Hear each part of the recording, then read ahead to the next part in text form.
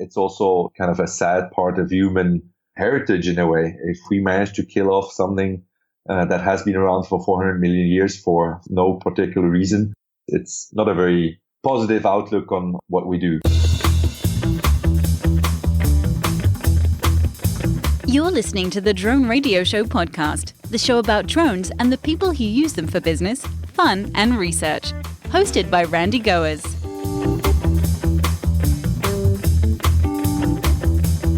Hello, everyone. This is Randy Goers, and welcome to the Drone Radio Show podcast, episode 94. Can drones be used to save sharks and other marine life? To explore this question, we have Michael Scholl, CEO of the Save Our Seas Foundation. Save Our Seas is a Geneva-based foundation dedicated to protecting life in our oceans, especially sharks and rays. The organization supports researchers, conservationists, and educators across the globe. Michael himself has more than 20 years' experience researching and studying sharks. His efforts have been featured in television documentaries by the BBC, National Geographic, and the Discovery Channel. Also joining our conversation this week is Sonja Betchat, co-founder of WeRobotics. WeRobotics promotes the positive impact of drones across multiple social sectors, particularly in developing and at-risk countries. Prior to joining WeRobotics, Sonja was on the board of directors of Drone Adventures, a nonprofit organization in Switzerland dedicated to showing the great potential of drones to protect our planet and support local communities. In 2015, Drone Adventures and Save Our Seas teamed up on a project to map a shark ecosystem in the Seychelles using a drone. In this episode, Michael and Sonja share their experience of that mapping project. They'll offer some lessons learned and give us some insights into sharks, their ecosystem, and the future of drones in marine research. Let's pick up the interview where I asked Michael to introduce himself. My name is Michael Scholl, and I'm the CEO of the Save Our Seas Foundation based in Geneva. And we are a NGO that specializes on helping research and conservation work primarily on sharks and rays. We have 3 centers, 2 dedicated to research and 1 dedicated to education. And otherwise, we act mainly as a funding agency, and we fund around 50 projects worldwide. How long has Save Our Seas been around? The Save Our Seas Foundation has been established in 2003 and ever since has grown and basically established itself as the NGO that specializes on sharks and rays. Can you tell us how and why the organization came to be? We are very fortunate to have a founder who is also the sole donor to the foundation. He is an avid diver and passionate about the oceans in general, and he was very fortunate to dive from an early age around the world to some of the most exotic and faraway places where you would think that, the impact from humans has been less than other places that are much closer to human civilizations. And even in those remote places, he's basically noticed over the years how sharks were on the decline and how the general ecosystem was affected. So he decided to found the Save Our Seas Foundation to address some of those issues. And obviously, he's passionate about sharks and rays, so that's why he decided to start the foundation. How does the organization use drones? On the surface, seems like drones and sharks come from 2 different spectrums. When I started close to 5 years ago with the foundation, I guess my friends always call me kind of a geek, so I love new technology. And I started as a scientist. My dream was always to work with sharks. I grew up in Switzerland, which is not probably the most normal country, I would say, to come from to want to work with sharks. And I was lucky to live for 10 years in South Africa, where I started different projects on white sharks. And during those years, we discovered a aggregation of those white sharks that use the beach, the area really close to the beach.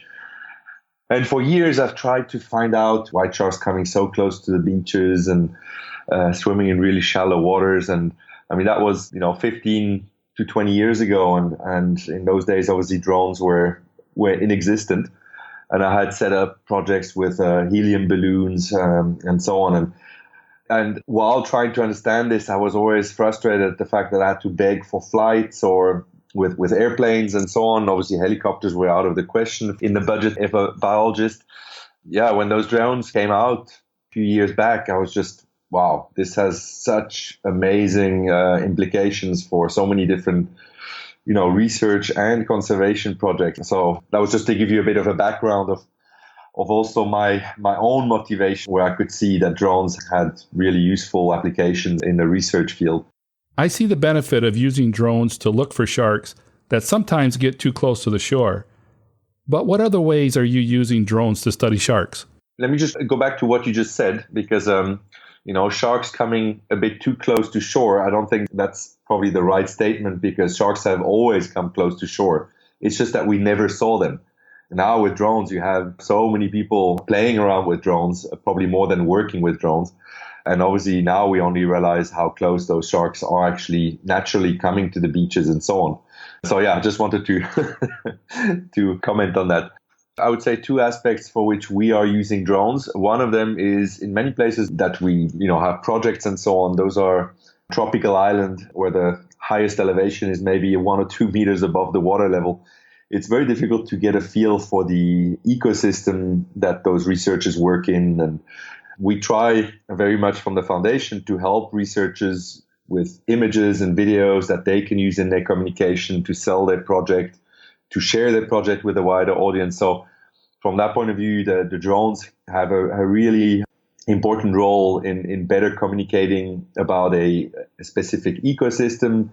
We can film the researchers working with sharks from a different angle that was previously impossible, except if you were the BBC with helicopter budgets and so on. And then obviously from a research perspective, where before we were doing transects with boats, where obviously your visibility is restricted and it costs a lot in fuel and so on. Now you can send up a drone and, do transects to look at the population of whether it's sharks or rays or turtles in a much more efficient manner and also a lot more cost effective. So there's a lot of applications in the research field also. Are you able to map the ecosystem with the drones? Yes, obviously that's another aspect. A lot of the researchers and so on don't have access to high resolution satellite images that obviously cost a lot. So one of the things we are helping with is also to use a mapping drone, the SenseFly EB, for example, to map larger areas. And one of the research centers that we run is based in the Seychelles on a small island. At the end of 2015, we did a very high resolution mapping of the entire atoll at low tide and at high tide. It's a very, very dynamic system. So islands are forming over just a few years and others are kind of separating. Sandbanks are forming. So it's a very interesting ecosystem to study, and having a very high resolution map like this at less than 10 centimeter resolution, you can really have a baseline map that will help current research projects, but also look at the evolution of an ecosystem like this over many years. Was it difficult for your staff to master the flying and the mapping process? Well, to be honest, this project for the mapping, we partnered with Drone Adventures, which is linked to SenseFly, and they came out with a number of drones and with their specialist team. An ecosystem like this, like an atoll where the tide goes up and down in a few hours, we really needed to map the entire atoll within an hour. So using 3 drones at the same time was kind of necessary. Otherwise, you will have too much differences in tides and so on. So I would say mapping areas like this, large areas like this, my advice is to make sure to enroll some specialists in the field. It's not something that you can just do from just when you're kind of playing around with drones. This might be a good time to bring Sonja into our discussion. Sonja, can you please introduce yourself and describe what you do? So my name is Sonja Betchat, and I'm a co-founder of WeRobotics, a US-Swiss-based NGO that was established in December 2015. Before WeRobotics, I was an active member and a board member of Drone Adventures for about 3 years, and I was in charge of all the nature conservation missions at Drone Adventures. So Drone Adventures was an association in Switzerland with the goal to promote the use of civilian drones for the social good sector. So, for example, for nature conservation and humanitarian projects and activities. Can you tell us about Drone Adventures? What we did at Drone Adventures through organizing and managing missions, bringing experts from Switzerland, so drone hardware and software experts, to developing countries to answer certain needs they could have. So after an earthquake, we would go and make a map of the area that was affected, or after a hurricane, you would go and make maps of that. And one of the projects was the mission with Save Our Seas in the Seychelles. How did Save Our Seas connect with Drone Adventures? Pix4D and SenseFly, who are closely linked, are located literally 20 kilometers from where I live. So it was an easy connection. And they did kind of a media stunt a few years ago where they mapped the entire, the biggest mountain in Switzerland in 3D. And that was kind of, I think that was the launch of their commercial venture. And when I saw that, I was like, wow, this is absolutely amazing. So I contacted them and we had several meetings. And from everything I've looked at, Pix4D is probably the most advanced mapping system. And then I met the people from Drone Adventures, and it kind of became a really nice synergy with them. Michael's idea of adding new technology to their activities was to try and see how drones could be used for marine conservation. The idea was to make a very high-resolution map of the atoll in the Seychelles. That atoll is about 25 square kilometers large, so quite the nice size of an area to map with drones, especially over water. And to also see if, in addition to getting a high-resolution map, there would be possibilities to just do aerial imagery, to count certain species, to do vegetation indexes of certain areas of islands, to try out if one can find turtle eggs under the sand with thermal cameras and drones. So kind of all the different applications one could think of for marine conservation. And when I approached them with a more marine-oriented project, they were very excited because nobody had ever really attempted to map a marine environment, which obviously offers its own challenges in terms of the reflection on the water, the depth of the water. And they were worried about, is that feasible? For drones, and especially drone mapping, the one issue or the most difficult issue to map, like many people would know who have tried it out, is to map water and to map sand. Because there's no features. Water reflects in the images, it reflects the sunlight, which is not a big friend to any software that will stitch together the images. And sand, a lot of times, is just featureless. And so it's very difficult to get a map out of any images that is taken over water and sand. So we told him that, and I told him also that the area of 25 square kilometers, which is about 8 kilometers long and 5 kilometers wide, is quite a stretch for a drone over water, having no spot in the meantime to land in case of emergencies. But then, the name of the association was Drone Adventures. So with the word adventure in there, we always were kind of adventurous and trying out things that haven't been done before. So Michael agreed that, let's just try it and see what comes out of it and make an experiment out of it. And we went there in November 2015. Were you able to solve the problem of mapping the water and the sand? Yes, the center of the atoll, there's a central part that's a bit deeper that evolves between 3 and 7 meters. So there, I would say we kind of lose the view, also because it's, the tide goes up by about 1 meter every day. So there's billions of liters of water that move in and out. So that part is usually fairly murky. But the majority of it is over a very shallow reef system and sand bank. So where the water is, between 10 centimeters and 1 meter. And that area definitely was not an issue. And there were lots of underwater features, so corals and other underwater features. And we tried to fly quite early in the morning and a bit later in the afternoon when the reflection was not as bad with the sunlight. And to our full surprise, the first flights we made of the atoll actually stitched together to a perfect map. So after 2 days, we had one perfect map of the whole atoll. And being, quite surprised with this, we said so let's do it again. We did this at the low tide. So I said, let's do it again at the high tide and see if at different times of the day we could still repeat it. So in the end, after 4 days, we got 2 maps out of it, 2 very high resolution maps, both one at a low tide and the other one at a high tide. And this was actually quite a surprise. We had no issues with the drones. There was, no drone died a tragic death in the ocean. So it really was a very interesting and great experience to do. We tried different times of the day first, and we definitely saw very quickly that if you want to map a system like this that incorporates water, you need to work during the earlier hours of the morning or the later hours in the evening. But around noon, you can forget about it. What were some of the big lessons that you learned from using the drones? Different lessons learned. So the first was that it's always good to try it out because you never know if it works out or not. So that part of mapping the atoll was a great experience and lesson learned to say, like, actually, normally you can't really map water, but as long as there are enough underwater features and you get good weather conditions when the sunlight is right, then you actually can do it. So we were very lucky on these 4 days because we had no rain and we had very few wind. Because the most challenging that we've seen in other nature conservation missions with drones is always the natural conditions that you cannot influence.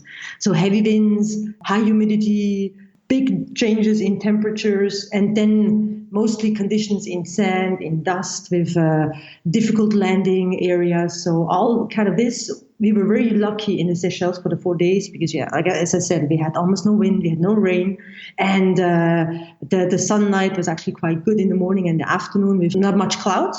So that was a lesson learned that, you always need a good chunk of luck with natural conditions, but then it's good to try it out and see if it works. So another lesson learned was that apart from making the map with the images, and another project we then tried on day 5, because we still had some time on our hands, was to see, can we fly the drone quite low and make aerial imagery just of certain areas that are breeding grounds, some of the areas breeding grounds for sharks and other areas breeding grounds for rays, to see if we do very low, so at 50 meters above sea level flights with aerial imagery, is the researcher then be able to actually count how many species are in this area? Because today, most of nature conservation projects that have to do with any kind of animals, one of the issues is always you need to count. And counting is always kind of a challenge. So counting in this environment for biologists that save our seas, to be able to count the shark pups or the ray pups, they either need to go with a boat and go very slowly and count them out of the boat. But then the boat kind of disturbs the natural habitat and the sharks, they'll swim away. Difficult to say, has this one swum away? Has it come back? Do I count it twice or did I count it already? It's kind of impossible to say that. Or you can do it on foot in the shallow water, but there you have the same problem. You're disturbing your environment. So your count is very approximate. So when we tried that with flying the drones over these very small areas, because they're not that large areas, so about 1 square kilometer, and taking imagery at a certain height, where we also knew that, with the ground sampling distance, 1 pixel of the image would count up to 1 centimeter. So this way it was easy not only to actually see the shark pups because they're quite small, but also to kind of measure their size. Because on the image, when you then blow it up and you can see, like this shark pup is like 10 pixels long, you would know that it's 10 centimeters long. So not only could you count, but you also could measure, something you can never do unless you take some of the species, you take them out of the water and you measure them, but you cannot do that with all the species when you do the counts out there.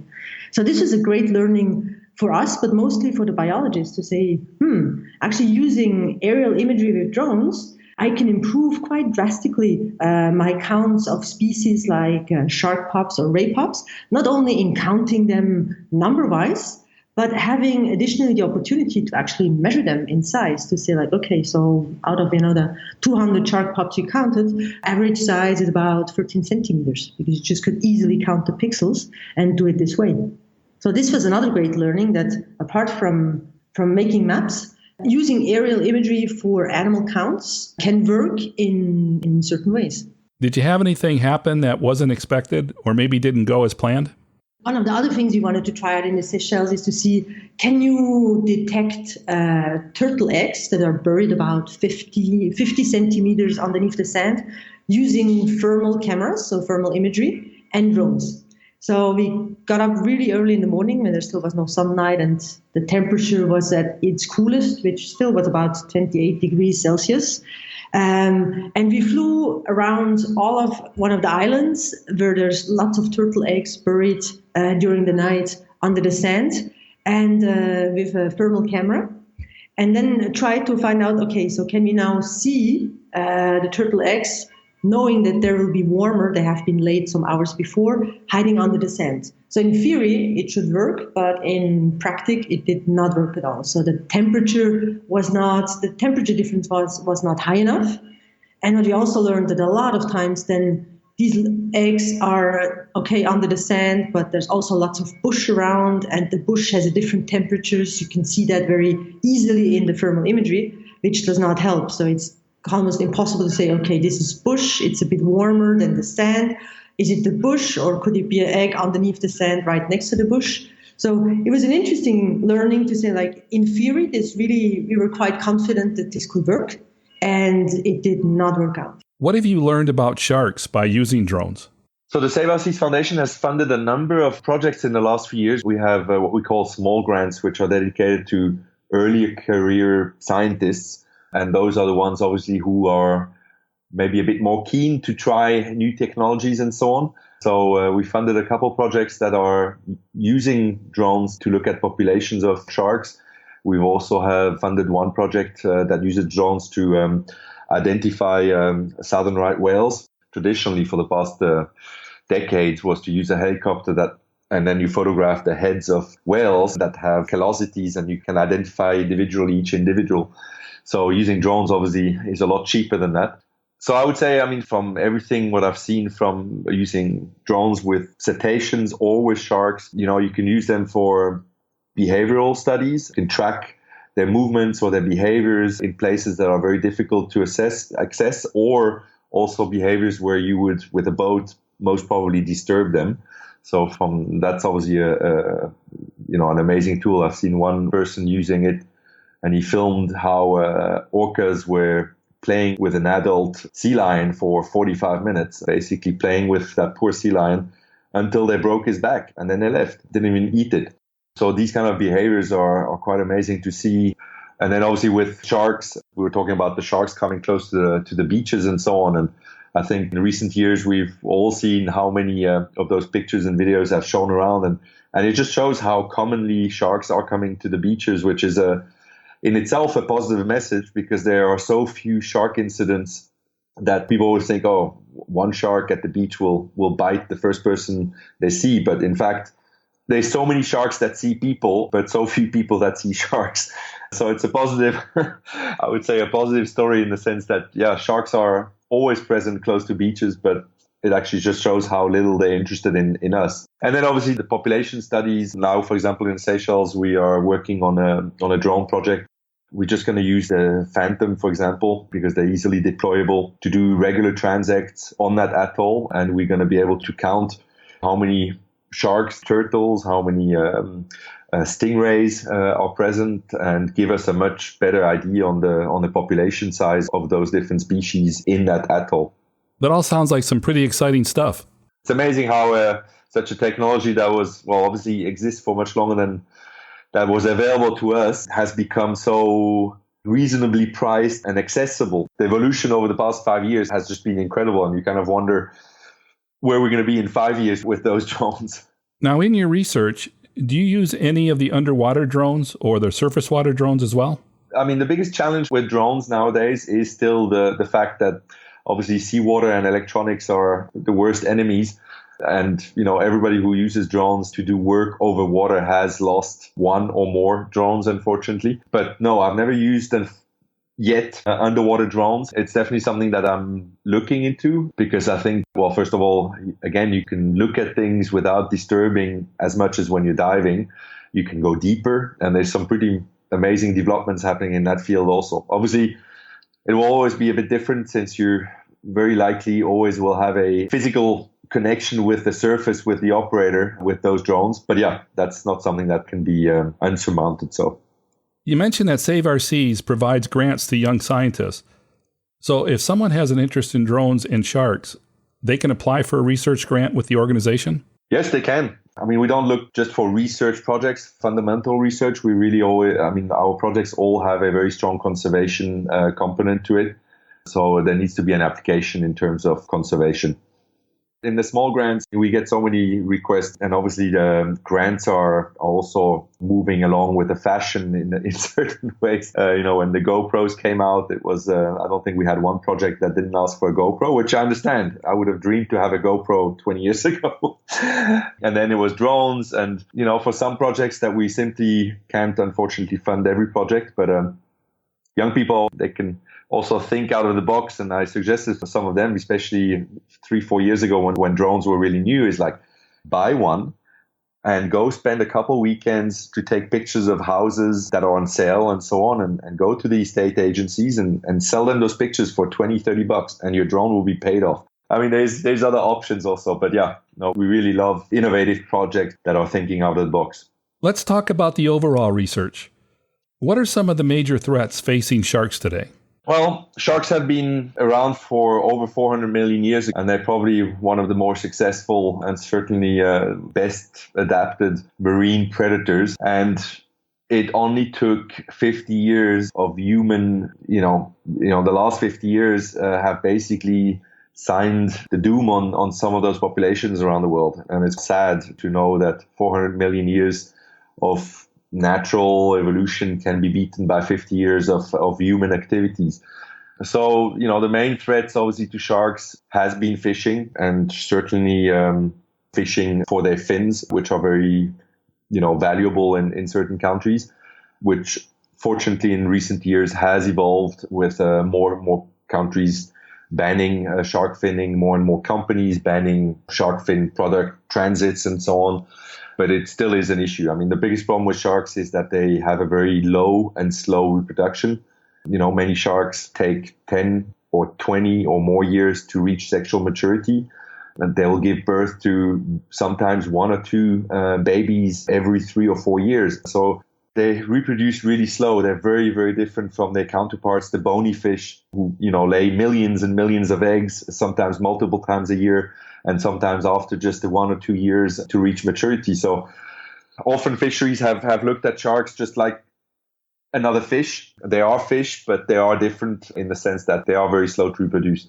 So they can't really catch up with the fishing efforts that have been going on for the past 50 years, especially in the oceans.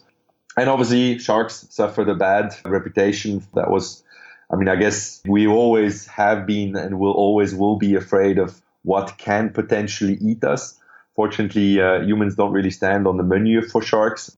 I think the few incidents a year, and we're talking about 10 people around the world that sadly pass away every year, it still is one of the lowest mortalities for human beings. So, but they suffer the bad reputation that they have. Obviously, Jaws doesn't help. Some of the documentaries don't help either because they show the joy side of the sharks instead of the real side.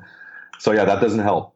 In the overall ecosystem, what benefits or good things do sharks provide?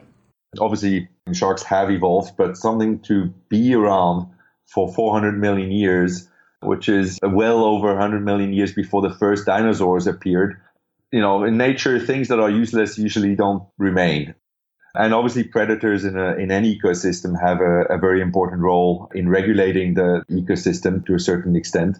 Unfortunately, it's very difficult to exactly know, what effects it will have. But, there are people who say that if we remove sharks from an ecosystem, it's very likely to have a cascade effect on the whole food chain, with then basically having blooms of jellyfish so it could have drastic effect. I think primarily it's also, a kind of a sad part of human heritage in a way. If we manage to kill off something that has been around for 400 million years for no particular reason, it's not a very positive outlook on what we do. There's so many examples of that in the world. There's no denying that sharks play an important role in the ecosystem. And, there's a study that just was published a couple of weeks ago that was researchers that specialize on genomics, and they're based at Nova University in close to where you are in Miami. And this is our shark research center, and they specialize on genetics and so on. And they looking at the genes and in the genome of certain shark species that basically found that sharks could actually hold the key to maybe someday finding a cure to cancer, which everybody knows is, I think there's not many people in our societies that are not affected one way or another by this terrible illness. So if the sharks that we have feared always and that we are killing away today were to disappear and they were the key to holding a cure for cancer, I think it will be kind of an irony. Do you have any projects coming up in the future involving drones? We are developing this project using drones to look at the populations of not just sharks, but rays and turtles. I'm also helping the University of the Seychelles, who specialize a lot on forest rehabilitation and forest management. And obviously, it's a very tropical island. It's very small. They've done all their work so far from the ground. And I went there last month, and I'll probably return next month to help them develop their use of drones further to do transects and mapping of the forest. And there's a student that's now starting to look at reef assessments and so on using drones. So that's an interesting project on those islands also. We also help probably one of the most interesting projects in terms of human-shark relation. And that's a project called Shark Spotters in South Africa. It originated as a community trying to find a solution on how do we protect our surfers and beach users. And they started posting people on the side of the mountains along the coastline, and they were basically spotting. And whenever they saw a shark swimming closer to the beach, they were alarmed. They would have a signal for the people on the beach to get the people out of the water if they came too close. And obviously they themselves are now looking into the use of drones. And I know they're working with some specialized companies to try to automate the recognition of sharks from those images. And I know this is also developing into a similar project in Australia where a lot of places don't have the beach and the mountain that goes straight up. So it's difficult to post people on a mountain when you don't have one.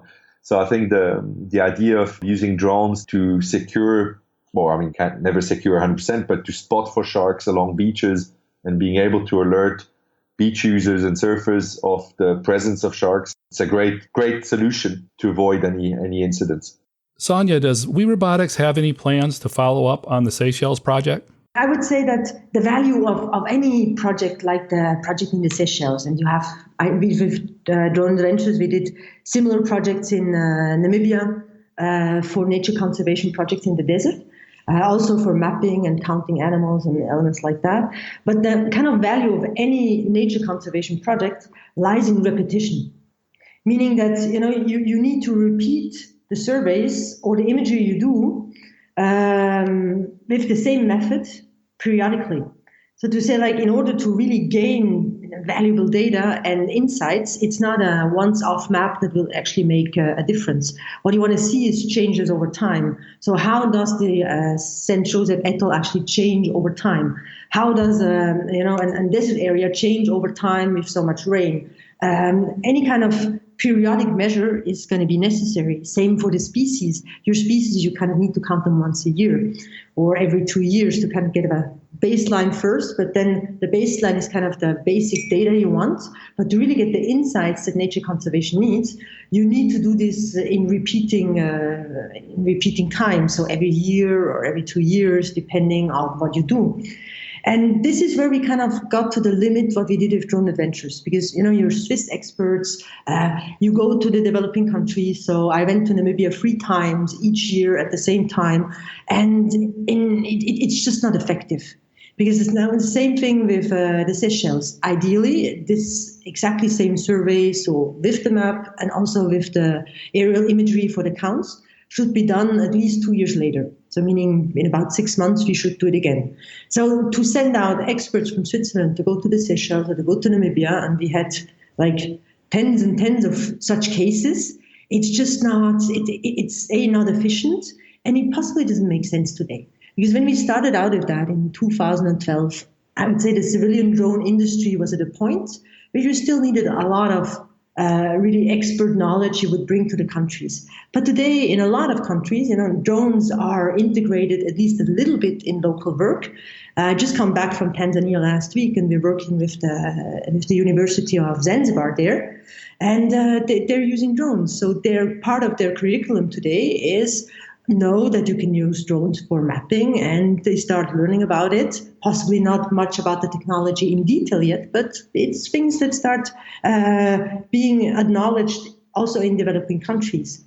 So with WeRobotics, what we said, to make this more efficient and also to actually be able to scale it, what you need to do is increase the access to the robotics technologies and the expertise directly in the developing and at-risk countries. They're the ones who actually should be able to deploy any kind of robotic solutions directly. For nature conservation, it makes sense because it's each month for each year. It even makes more sense for natural disasters. Take the example of an earthquake in Nepal. We went there and mapped, but wouldn't it be, so much more intelligent to have people there that actually get the training before, and if something should happen, the knowledge is already on site. So this is exactly what we try to do with WeRobotics. We try to create robotics capacity in developing countries. In building up, we call them flying labs. So a flying lab is a training and innovation hub that turns around robotics, so drones, but also terrestrial and marine robotics, and to implement them in developing countries in a regional aspect. So we're building up this lab in Tanzania, and we work, one of the partners is the University of Zanzibar, and Zanzibar is actually not that far away from the Seychelles. So what we're discussing now with with Save Our Seas is to say, wouldn't it be smarter to actually have this periodic surveys done by our local staff at the Flying Lab of Zanzibar? They're only a short ride away, so it's only 3-4 hours for them to actually fly to the Seychelles, and they're also very used to the same natural environment because the natural conditions in Zanzibar are not that different to the natural conditions in the Seychelles, so they would have much better local knowledge about the natural conditions and mapping in these kind of areas. So what we're discussing with Michael and Save Our Seas is to say, okay, so why not using local capacity in like Tanzanian capacity to redo the same work we did with Drone Adventures this year in November again.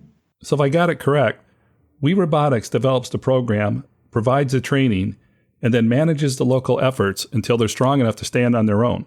Yeah, that's correct. With WeRobotics, we really try to say, it's not going to be possible to build labs in all the developing countries that actually need it. So to have a regional approach and to create regional training centers and training hubs that then can train people locally, engineers that come out of universities, any kind of person interested in using drone technology to build up businesses. Better than me, Randy, in our kind of parts of the world, in Europe, in North America, hundreds, if not thousands of businesses have sprung up using drone technology for mapping, for example. It's tons of new businesses, and there's no reason why this shouldn't happen in developing countries. The only issue with developing countries is mostly their training systems don't have access to the knowledge of actually getting training on these technologies. And this is what we want to do with WeRobotics. We want to bring in the expert knowledge to train local people. Then they can be kind of the trainer. They can create a local hub. We call them flying labs. And this flying lab can then train more people regionally and locally, and also be the service provider to all these many demands that come out of the social good sector. So the social good sector in developing countries have tons of needs. You're looking at land rights in developing countries. You look at slum mapping. You're looking after any disaster, the kind of disaster reconstruction. You're looking at heaps of different nature conservation projects. And all of this, there's tons of things that actually could be done, but that are not done because there's no local capacity that actually can offer robotics as a service in these areas. And this is what we want to build. We want to build the capacity locally in developing countries, and then we want to link them to the market, so to the social good market, to the many international and national NGOs that operate in these countries and that actually have needs for mapping, for aerial imagery, or for different things. So, for example, in Peru, we're doing a project with delivery of medicine in the Amazon. That's the most urgent need that we discovered in Peru. In the Amazon is actually not really the mapping part, but actually more urgent than that would be, could drones be used to deliver medicine to very remote villages? And this is a concept we're working on in Peru. And for my final question, Michael, as you look into the future, what are your hopes and what role do you think drones will have in the field of marine research? Yeah, obviously it's very difficult to imagine what we'll be able to do with drones in 5 years, given how the past 5 years have evolved. Obviously, we're hoping for better, longer batteries. The range is just perfect in that sense. Obviously, on the water, you often need that range of several kilometers to be able to follow or study certain areas. But I certainly see drones taking an important role in documenting specific ecosystems or regions, documenting behaviors that nobody has seen before. And I think it's, we'll be able to have much better and more accurate and more often population estimates in certain, ecosystems, and whether it's sharks or rays or turtles or whales or, even birds. We're certainly looking also and trying out with multispectral cameras to see what's possible there. And we've already used it to assess the health of vegetation. We were hoping to be able to use it to fly around the islands and do transects along the beach to maybe see, if turtles could be spotted at night using multispectral cameras. So I think there's so many different interesting and innovations that are coming out and that will certainly come out. Yeah, and my hope is that drone regulations don't close that field of work, because I think it's a really, really important tool for researchers and conservationists out there, and also to communicate with the public.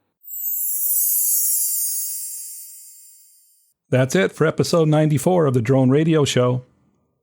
I hope you enjoyed listening to Michael Scholl of Save Our Seas and Sonja Betchat of WeRobotics.